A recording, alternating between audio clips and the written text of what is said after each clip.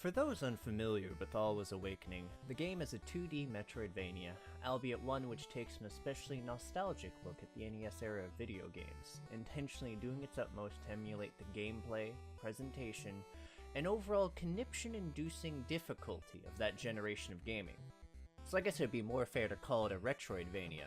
It's also a fairly impressive entry as it serves as the launch title for indie studio Elden Pixel, who started working on this game back in October 2014 and only recently released it this February of 2017.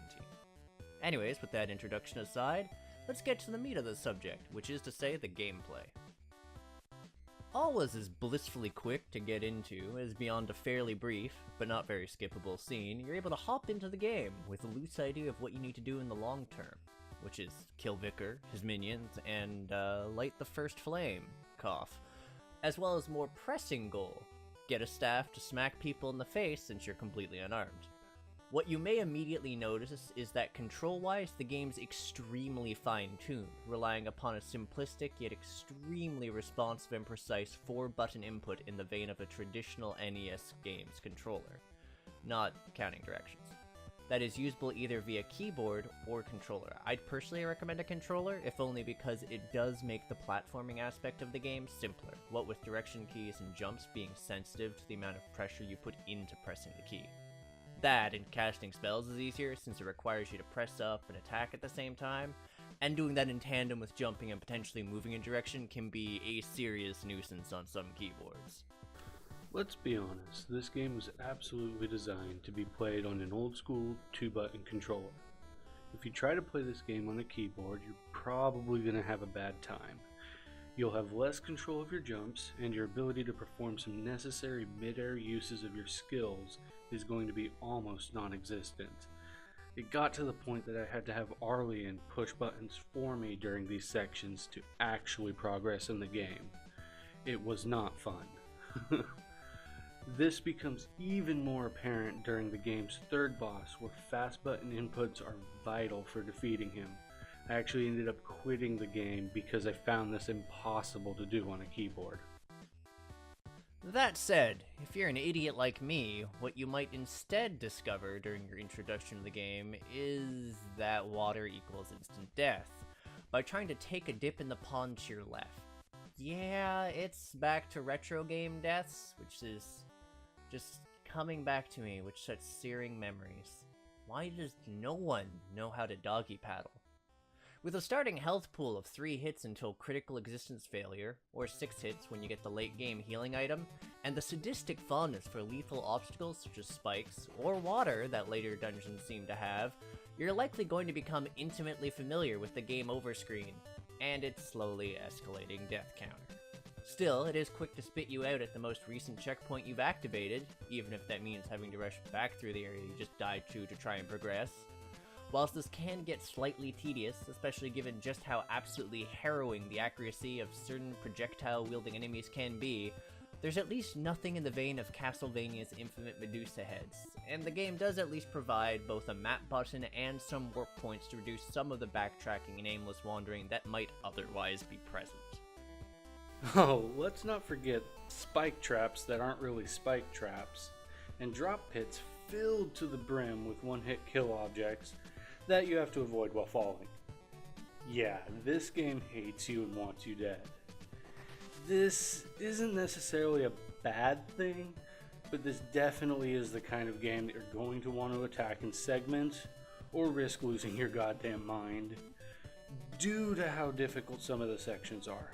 The enemies are not too bad, and most of them can be ignored, for the exception of certain ranged enemies. Seriously, it sometimes felt like the arc of their thrown attacks was changing in midair to adjust to my location. Really though, your primary obstacle is the dungeon itself and the bosses within. Most enemies are just sort of there to be killed or avoided at your discretion. I killed them. I killed all of them.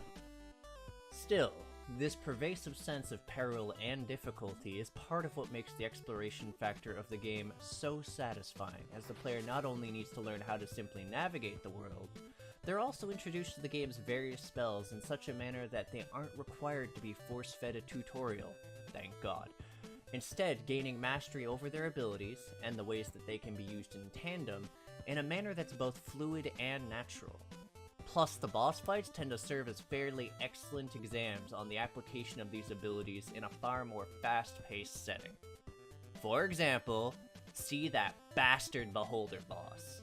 Just take a moment to marvel at this monstrosity. Fuck that boss. Fuck him. Fuck the horse he rode in on, and his entire couch. That said, whilst the game certainly requires a fair degree from the player, even for just what is necessary, there's also various relics and collectibles to gather for those completionists, or those who need a helping hand, such as a relic that doubles melee damage for instance, or the blue orbs, which enable players to deal a slowly increasing amount of damage to the game's bosses before a fight starts. Just be mindful that some of these are extremely well hidden. Whilst a narrative does exist in Alwa's Awakening, the lore is not particularly intensive, serving more as a simple skeleton for the plot to progress, and providing the players a helpful hint as to what area of the game they need to tackle next. Especially since the player doesn't have a pathing or objective list to hold their hand, beyond boss markers on the map. The game's NPCs do add a bit of flavor, humor, and hints, but don't come into this expecting an in-depth and nuanced storyline, as they tend to be more focused on providing hints for game mechanics and secrets. Yeah, there's not really all that much of a story here, but that's not necessarily a bad thing.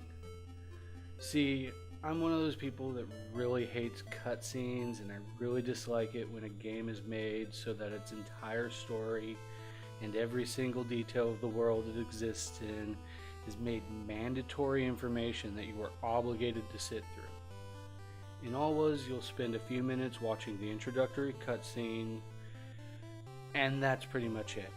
And it's awesome.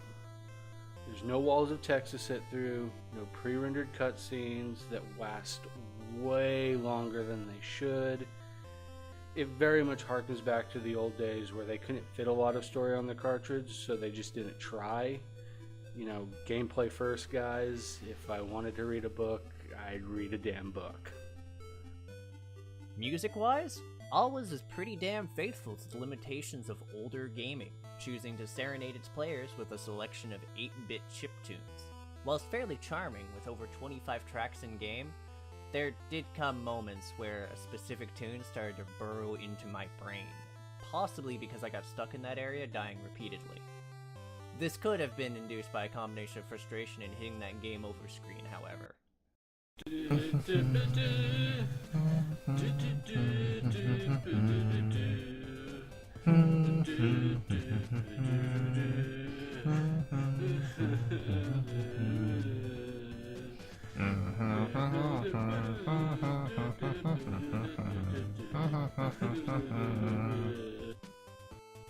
The music isn't the only thing that's 8-bit either, as the game is done with some absolutely gorgeous pixel art. The game may be 2D, but that does nothing to detract from how clean this Retroidvania is depicted. Locations are well animated, and the enemy design is altogether fun. Though, I still wonder if those dudes are turnip or pumpkin-headed. And the bosses still manage to be fairly impressive for the medium. They are zombie turnips, and you can't convince me otherwise. But yeah, this game is beautifully designed and extremely faithful to its old school aesthetic, right down to the animations themselves. Most, if not every animation in this game are only a few frames long. They're well implemented though, and they look great while giving Alwa's Awakening that very distinct 8-bit look and feel. In essence, Alwa's Awakening is the sort of game that I wish I had access to when I was growing up, as the developer studio Elden Pixels managed to craft a Retroidvania that served not only as an homage to the formula of older games, but also to just how well they could hold up against newer entries in gaming. With its charming yet humble 8-bit graphics and music, Alwa's manages to provide a fulfilling, responsive, and ultimately challenging gaming experience that manages to impress. At the end of the day, I imagine that some individuals might find the overall difficulty and precision that the game requires of them to be daunting at times. But ultimately, for how well fine-tuned the game is, I'd likely recommend this game for individuals who are fans of platformers, Retroidvanias, and or have a fondness for the difficulty which is frequently associated with more old school games. Also, it's an extremely good deal for its price tag. Now just to find out if that ending was a sequel hook in fact. I want to like this game. I really do. And I think that most of me does like this game. There are just a few glaring issues I have with it. If you don't have a controller, I would honestly say hold off on playing this game because trying to play it on a keyboard is painful.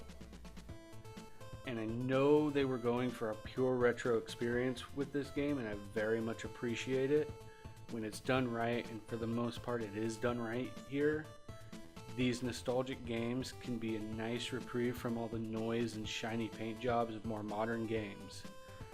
That said, I almost feel like it is too pure of an old school experience at times with how intentionally difficult it was. And I also just wish, really wish, they would have done more than one looping track for every area.